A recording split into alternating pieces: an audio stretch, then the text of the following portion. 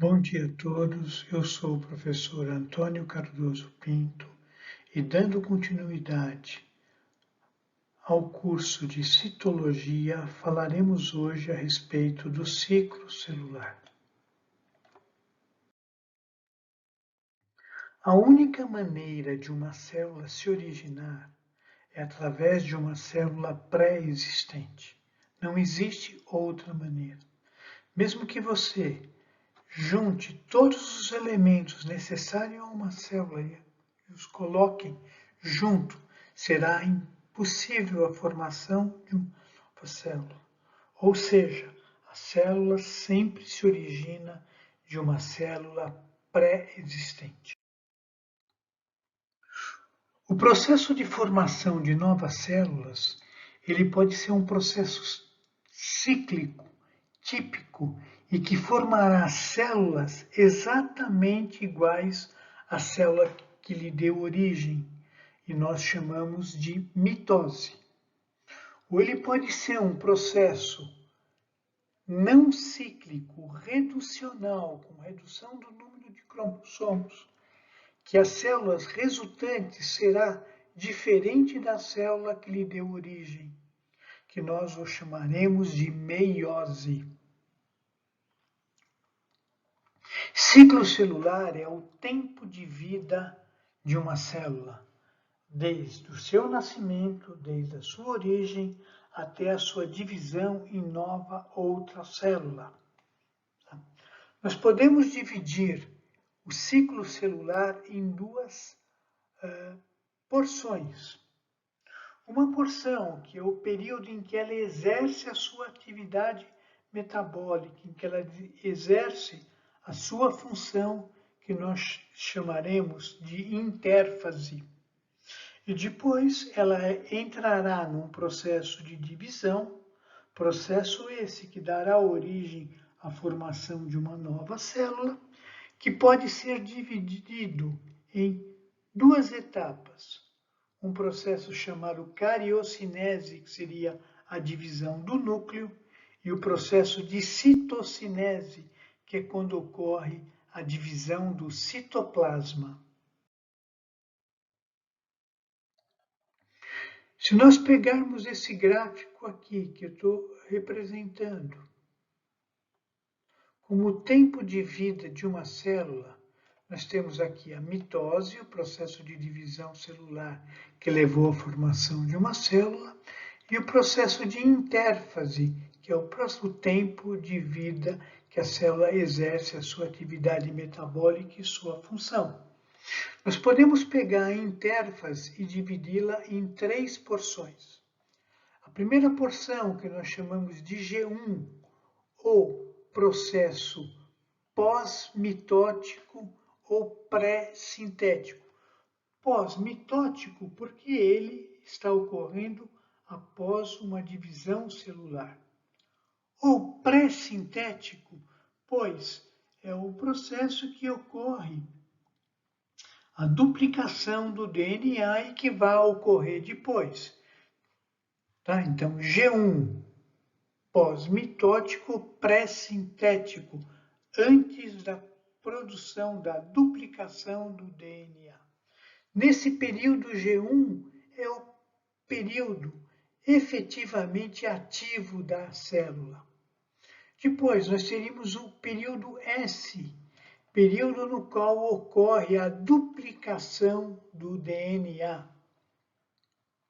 E, por fim, o período G2, que é um período em que nós já temos a duplicação do DNA, por isso ele é chamado pós-sintético, ou pré-mitótico, porque ele precede, ele é o período de preparação para uma nova divisão celular.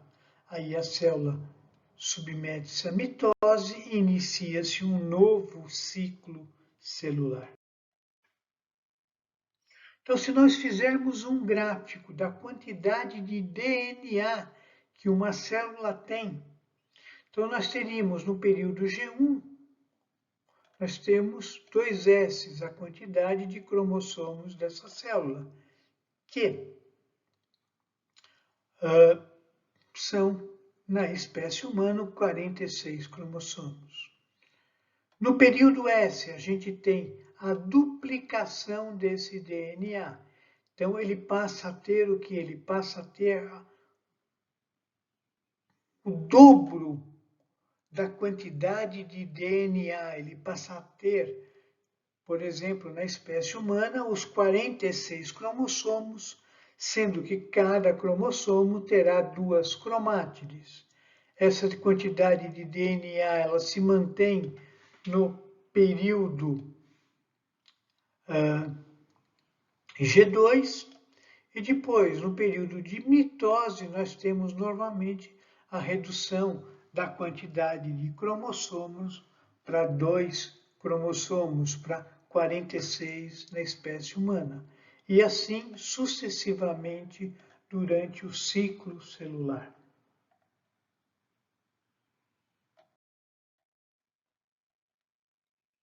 Então, numa célula intestinal, nós teríamos que G1 seria um período de aproximadamente 12 horas.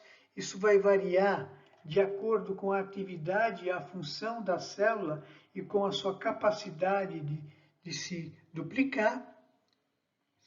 Aí a célula entra num período S, tá certo? Período de duplicação do DNA. O DNA duplicado ela entra em G2 e depois temos a divisão mitótica para que se inicie um novo processo. Numa célula de duplicação frequente, o período S dura aproximadamente 8 horas e o período G2 aproximadamente 4 horas. Isso costuma ser constante na célula de duplicação frequente.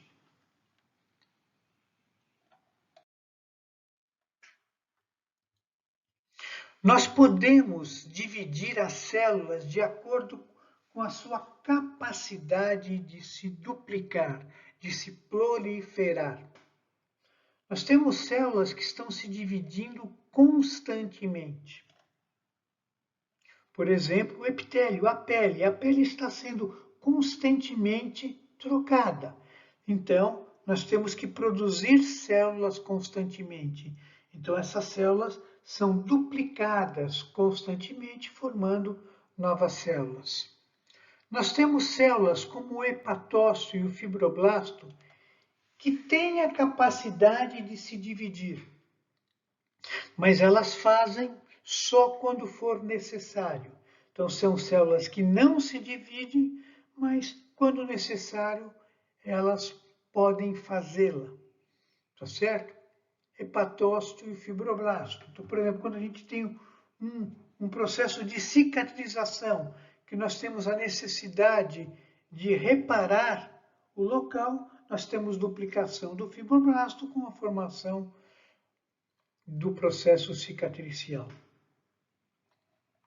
E nós temos células que são terminantemente diferenciadas. Elas perdem a capacidade de se duplicar.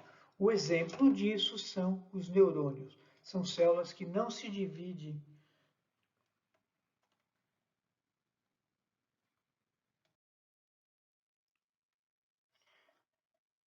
Então, células que se dividem constantemente, elas estão fazendo esse ciclo celular constantemente. Elas têm o processo de G1, o processo de G1, tá certo? Ele entra no processo de duplicação, esse processo de duplicação vai para o G2, divisão, e é um ciclo constante, é uma célula formando outra célula constantemente. As células que podem dividir-se, mas não dividem, o que acontece? Elas têm um período G1 muito longo e elas só acabam entrando em S quando elas têm um estímulo adequado, quando elas ultrapassam o que a gente chama de ponto de restrição. Ponto de restrição é um obstáculo que existe no período de G1, tá certo?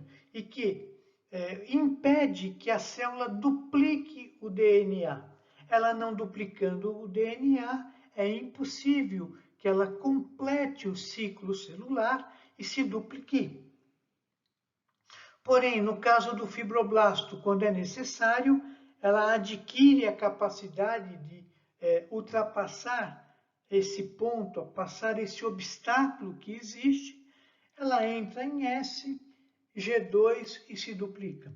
E aí, novamente, ela vai ter dificuldade para ultrapassar esse ponto de restrição, e não ultrapassando o ponto de restrição, ela não se duplicará.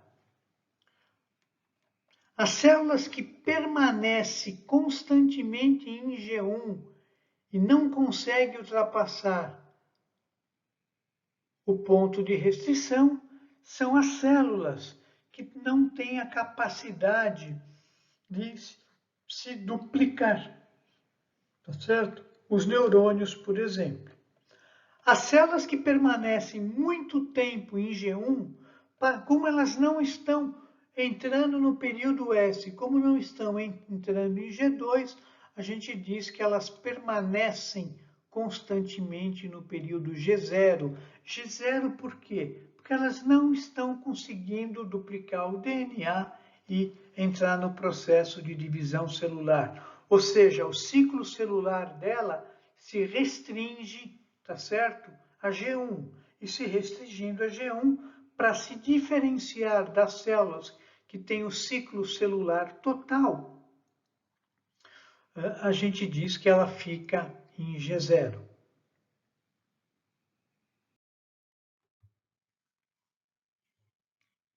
E por que a célula ela tem a capacidade ou não de sintetizar DNA? Apesar de a célula poder ser influenciada por estímulos externos para se duplicar, é a própria célula que tem a capacidade de se duplicar. Ela controla a sua divisão. E como que isto ocorre? Quando a célula inicia o período de G1, ela tem no seu citoplasma uma proteína que a gente chama CDC2. Essa proteína CDC2, ela tem a capacidade de receber uma enzima, como a gente pode ver ali naquele fenômeno de faixa de chave e fechadura, que ela pode se preencher por essa proteína. Porém, quando ela inicia o processo de G1, ela tem uma quantidade de CDC2 que está totalmente não ligada a essa proteína que tem a capacidade de estimular a síntese do DNA. E essa proteína que pode se encaixar em CDC2 é uma proteína que a gente chama ciclina de G1. Tá? Quando todo CDC2 eles é preenchido pela ciclina de G1, ele adquire a capacidade de duplicar o DNA e entrar no período de síntese de DNA. Vamos colocar números aqui para vocês entenderem, eu acho que fica mais fácil. Uma célula que acabou de se dividir, ela apresenta no seu citoplasma 20 proteínas de CDC2 que tem o seu sítio de ligação pela ciclina de G1 vazio. Aí o que acontece? A célula começa a produzir ciclina de G1. Ela produz uma ciclina que ocupa CDC2. Ela produz 2, produz 3, produz 4, produz 5. Quando ela conseguir produzir a 20ª, ou seja, todas as suas proteínas de CDC2 estiverem ocupadas, ela consegue ultrapassar o ponto de restrição e entra na síntese, na duplicação de DNA. Portanto, o que é o ponto de restrição? O ponto de restrição, tá certo? É a capacidade que a célula tem de preencher todas as suas proteínas de CDC2 que tem no seu citoplasma. Portanto, se a célula tem pouco CDC2 no seu citoplasma, ela vai preencher rapidamente essa proteína, todos os sítios de ligação de CDC2 estarão ocupados. Eles estando ocupados, tá certo? Eles estimulam a duplicação do DNA. Uma célula que tem a capacidade de se dividir, porém, só vai se dividir em situações especiais, muito provavelmente a quantidade de CDC2 que ela necessita preencher será muito grande e ela terá dificuldade só em situações especiais. E as células que nunca se dividem, ou seja, que têm um ponto de restrição impossível de ser superado, ou elas não têm nenhum CDC2 no seu citoplasma, ou têm uma quantidade enorme de CDC2 que é impossível ser ultrapassado. Quando a célula entra no processo de duplicação de DNA, aquela ciclina de G1, o que vai acontecer? Ela vai ser degradada, ela vai ser destruída.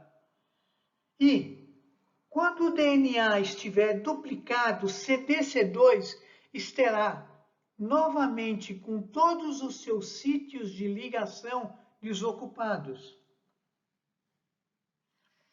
Quando a célula entra em G2, CDC2 está com todos os sítios de ligação desocupados. E em G2 ela vai produzir uma nova ciclina, que a gente vai chamar ciclina de G2 ou ciclina mitótica. E quando todo CDC2 estiver ligado por essa ciclina mitótica, ela vai produzir, vai ser chamado essa união, tá certo? De fator promotor de maturação, que é a substância que estimula a célula a entrar em divisão celular. Durante a divisão celular ocorrerá novamente a degradação da ciclina mitótica e, quando iniciar um novo ciclo celular, todo CDC2 estará novamente desocupado, tá certo?